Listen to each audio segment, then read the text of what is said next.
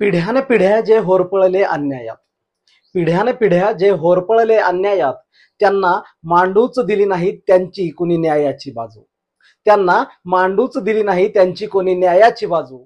बा भीमा तू अशी करणी केलीस, बा भीमा तू अशी करणी केलीस. आज फक्त 75 वर्षात आज त्यांच्याच हातात आला आहे सर्वोच्च न्यायालयाच्या न्यायाचा तराजू. सर्वोच्च न्यायालयाच्या न्यायाचा तराजू. या देशाच्या इतिहासामध्ये ज्या समूहावरती पिढ्यानपिढ्या शतकानुशतके अन्याय अत्याचार झाला, त्यांना न्याय मागताही आला नाही, त्याच समूहातील एक प्रतिनिधी माननीय भूषणजी गवई साहेब आज या देशाच्या सर्वोच्च न्यायालयाचे सरन्यायाधीश झाले. ही आनंदाची गोष्ट आहे. आदरणीय सरांच्या हातून या देशातील सर्व समाजासाठी, सर्व मानवी घटकासाठी निकोप न्यायाची आशा आणि अपेक्षा करतो आणि त्यांना मनपूर्वक शुभेच्छा देतो. जय भीम, जय भारत, जय संविधान.